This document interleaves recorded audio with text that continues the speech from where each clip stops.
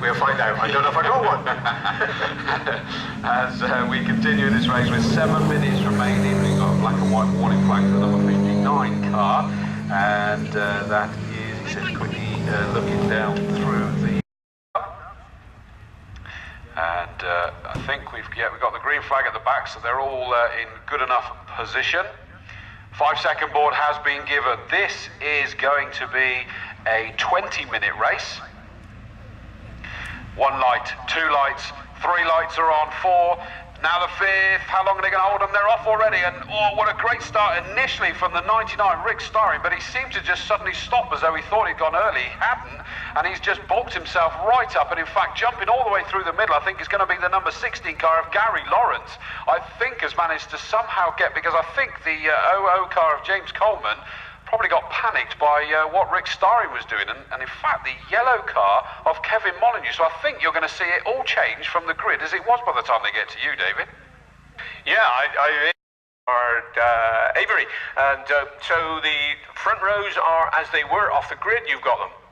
That lead car is fast. It is indeed, and he is coming down towards. And yes, you are indeed right. It is 99 Rick Starring that has not only got himself back into the lead, but he's pulling away from the now second position Gary Lawrence. It's still a good start for Gary Lawrence. And the 00 car, I was about to say, that means, and I wonder, and we've got one of the 924s that's gone straight on here. We've got 2 of them on the exit of camp that have gone wide. I was about to report the 00 James Coleman car seemed to have disappeared from all of this. As I turned round, there was suddenly the white with the green stripes car going straight towards the barrier, made contact, span along. We wait for the 5-second board to go. The medical vehicles are in situ behind. Everybody's happy. 5-second board has been raised. Rick Starring starting to creep a little bit already, as is the number 16 car, Gary Lawrence. We're waiting for the lights to go on. 1, 2, 3, 4 lights. The 5th light goes on, and off it goes, and again it is the number 16 car of Gary Lawrence, desperately charging towards the left to get up the inside, or outside as will be, of Rick Starring, but Richard Avery's desperately trying to keep him there. They were 3 abreast for a while as they headed towards the first corner. It's levelled itself out, and unsurprisingly it looks like it's Rick Starring is in the lead, but look at that, Gary Lawrence is desperately trying. The number 16 car, I think he is still there. Is he in second position? I don't know. There's a gaggle of Porsches coming to you, David. Richard Avery and Nick Hull are following through quite closely, so pretty tightly packed at the moment, the leading pair particularly.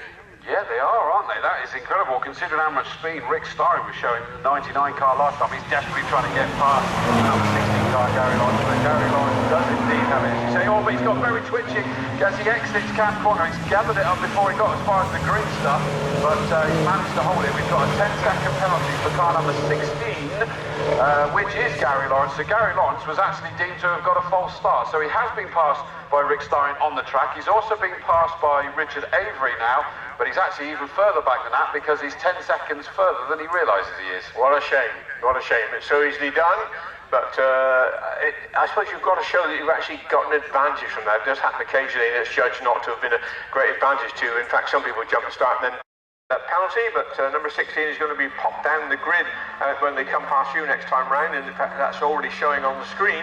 He's down in 8th place, so it's number 6 Avery and Hull in 2nd and 3rd places. In class, you've got the leader coming towards you. We do indeed, and also we've got this orange number 26, Bernie Printy, the 924 that I'd said had gone missing. I don't think he even took the start because he's gone out and rejoined a long way down, but he's making sure the car's okay, ready for tomorrow, I presume. Here comes the leader. It is Rick Starring, 99, from the number 6 car, the green and white car of Richard Avery. Then, as I say, on the road, it is Gary Lawrence, number 16, but he's not there, pretending he's not there. That means the third position is the yellow car a little bit further back, which is the number 4 of Kevin Molyneux. We look towards the 924. Great battle going on for the lead of this coming round Folly Corner at the moment. Linda Warren, number 42, the red car, is just about holding Pip Hammond back, the number 88 blue and purple car, but they're having a great fight as they go up towards Quarry Corner. Got them coming into the S's, and it's not as wide open as a race anyway. We know there's 10 seconds to push him back, but certainly Gary Lawrence hanging on to the boxers were introduced in 2012, so they're in addition to this championship to help the numbers a bit that are beginning to shrink a shade, unfortunately. Yeah, absolutely, and the leaders are coming up towards this back marker, number 26, Bernie Pretty. Won't stay away at all, but Richard Avery is not letting Rick Starring get away, is he now? In that initial start we had before the red flag, it looked as if Rick Starring was head and shoulders above everybody, but Richard Avery, the number 6 car, as they head up Avon Rise towards Quarry Corner for the 4th time, is really putting pressure on. In fact, was quicker by 0.3 that last time, so this isn't signed, sealed and delivered. Neither the 924 lap as it comes through in front of me. It is still Linda Hammond, number 88, is just about, 42, is just holding off the 88, Pip Hammond. Well, certainly Rick Starring is down on his qualifying speed because he was into the mid-115s and currently he's not doing better than 117. Whereas Lawrence is doing about the times he was doing in qualifying. He did a 116.775 and he's around the 117s anyway, so only slightly off his practice time, but Starring is way off his practice time, a second and a half. So that accounts for the difference, I guess, but seconds anyway. And he's beginning to drop away now. So, wonder why. Well, don't forget, that's number 6, Richard Avery, that's in second. The number 6, Gary Lawrence, is in third on the road, quite a long way back from them. So yeah, it is a true battle for these front two at the moment. It is a shame, as you say, that number 16, Gary Lawrence, isn't involved in this with his 10-second penalty. But that said, last time I saw it, he was still only putting him 2 positions further back from where he was. And we lost there. We've lost the yellow car now, haven't we? The number 4, Molyneux, seems to have gone missing somewhere. I can't see it round here. So one of the boxes has gone missing. In fact, I think I can see it coming back into our view now. So he's obviously had a spin somewhere and recovered. Pip Hammond, number 88, the 924, is now trying to make a move on Warren, number 42. Is Linda Warren, a championship leader, is desperately trying to hold it as they head up Avon Rise toward Quarry Corner. 4 laps completed, we've got 9 minutes remaining, and we've basically got, certainly the 924s is well and truly alive, David. Indeed, we'll watch that one because I'm interested to see how John Broadley is going, that came to the racing school to learn the ropes of Casa Combe, because he wasn't expecting to do well. I think he was finishing about 3rd or 4th in the championship at the moment, but he was thrilled a bit to be at Combe and was glad to be able to learn the circuit. But I'm sure Tim Nash and Tony Johnny taught him all they knew about that, especially the approach to all paddock. Some people seem to come in fairly very tight and to get thrown out quite wide, as number 31 nearly did then, and that was John Broadley. So he was a tighter approach than I think he would have been taught. So we shall see how it goes for the next part of the race. You've probably got the leaders with you. No, they've gone, the boxers have already gone through, but yeah, Old Paddock's not a corner you want to be thrown out wide at, is it really? That's not really. Quite terrifying, but Pip Hammond is now into the lead of the 924s. It's kind of settled down a little bit at the moment at the front of the box. Still Rick Starring, number 99 from Richard Avery in the number 6. Then it's the, officially with the timings corrected, Nick Hull, number 5 with the Union Jack livery. So it is only 4th position now for Gary Lawrence. He's only lost 1 position with that 10-second penalty, hasn't he? Interesting you say that Old Paddock is not the place where he'd like to be thrown out wide, and the approaching car, which is the number 5 car, was a very tight light line, but when Old Paddock before S was introduced, I was thrown out wide twice. I've only had 2 big accidents, Chris, in my racing days, and they were both right here at Old Paddock, so you said the right thing.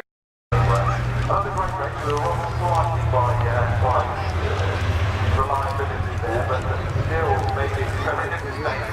And thank you very much for your time. Wait to move on to that.